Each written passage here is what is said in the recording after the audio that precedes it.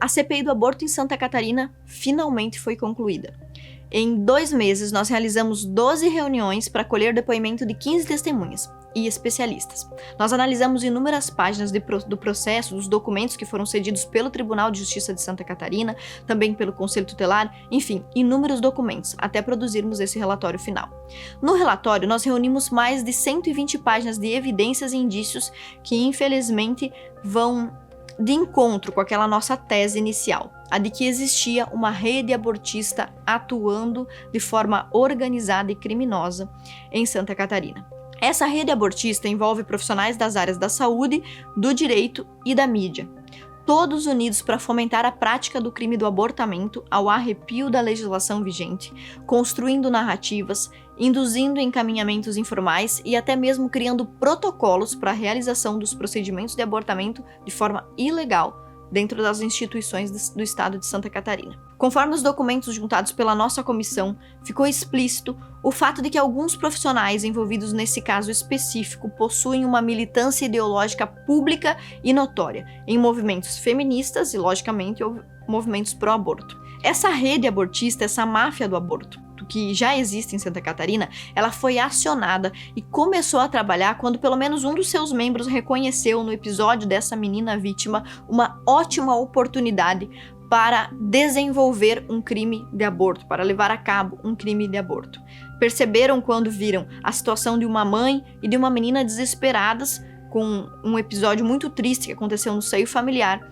Quando viram essa família, perceberam ali uma oportunidade. Exatamente a mesma coisa que aconteceu, por exemplo, lá no caso Roe vs Wade nos Estados Unidos, né, onde advogadas, onde feministas procuravam e encontravam oportunidades para sua bandeira. Foi isso que nós identificamos que aconteceu aqui. A nossa investigação também trouxe à luz uma estrutura hierárquica, ordenada e organizada de divisão de tarefas entre os membros que visam o abortamento, né, que defendem o abortamento.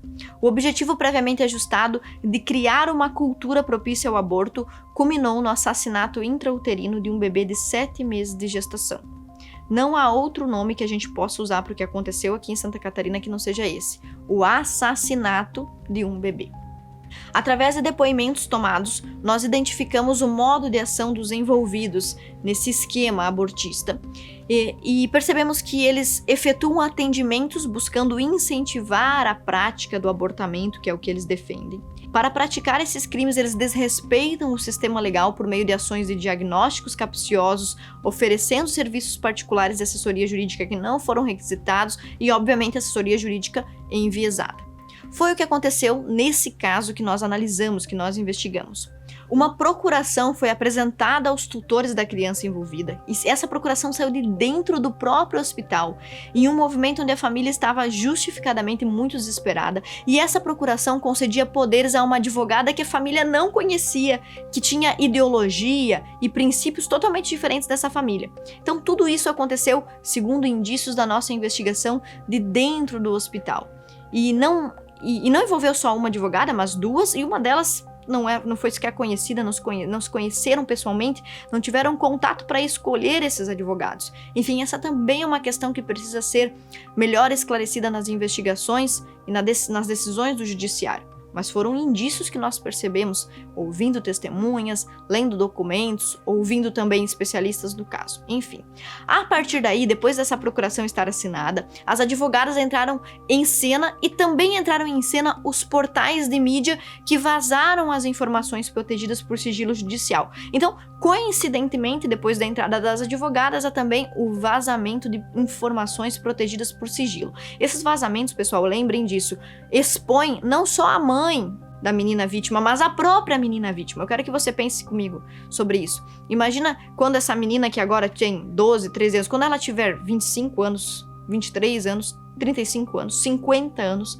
ela ainda vai poder procurar no YouTube cenas de si mesma que foram vazadas por esses portais e vai saber que não somente ela pode assistir isso, mas qualquer pessoa pode.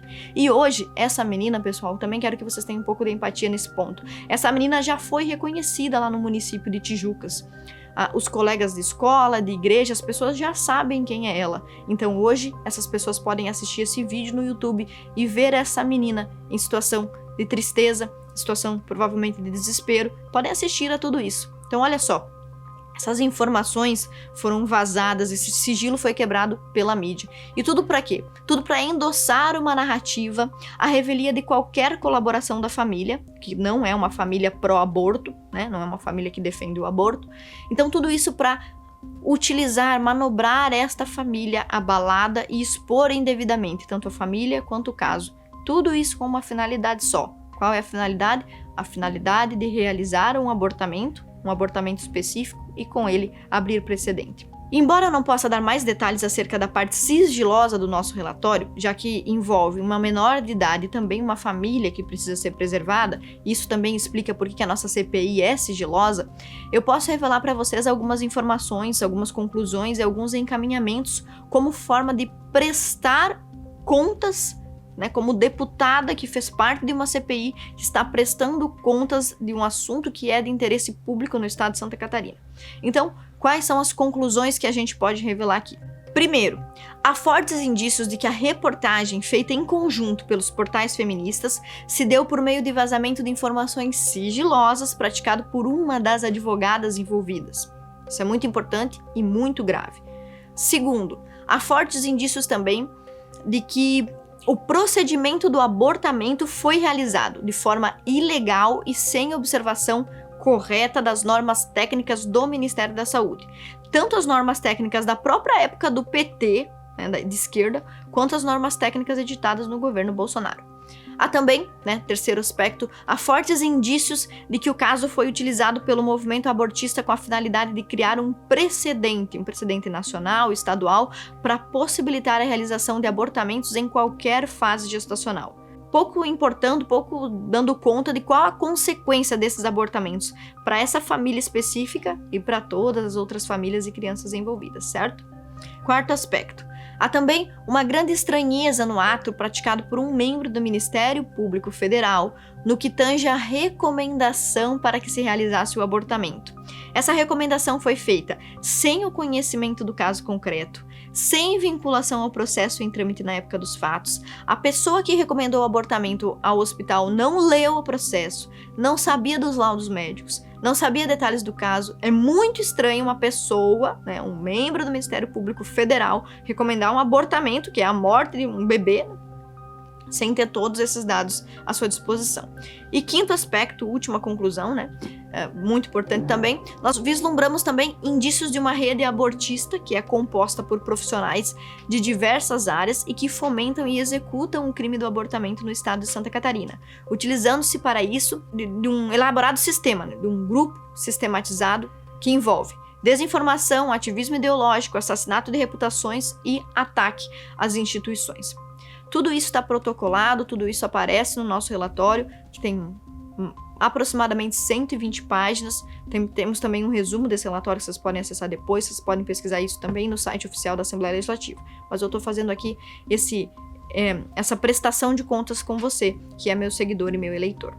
Esse nosso relatório foi protocolado na mesa diretora da Assembleia Legislativa de Santa Catarina e em breve será encaminhado ao Tribunal de Justiça do Estado de Santa Catarina, à Defensoria Pública, aos Ministérios Público Estadual e Federal e também à OAB, Ordem dos Advogados do Brasil, para que as medidas administrativas e judiciais cabíveis sejam tomadas para esse caso. Uma versão reduzida, mais simples desse relatório, está disponível para todo mundo, está disponível ao público no site da Assembleia Legislativa de Santa Catarina. Tudo isso só foi possível graças à ajuda de vocês. Então, muito obrigada a todos vocês, meus eleitores ou não, catarinenses ou brasileiros que viram o nosso apelo e participaram.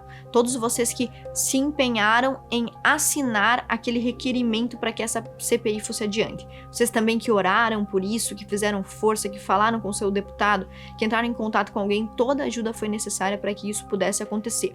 Foi um resultado muito infeliz, porém muito necessário, um resultado dessa CPI. E você participou desse momento histórico e importante não só para Santa Catarina e para o Brasil, mas para salvar a vida de alguns bebês. Quem sabe, não é?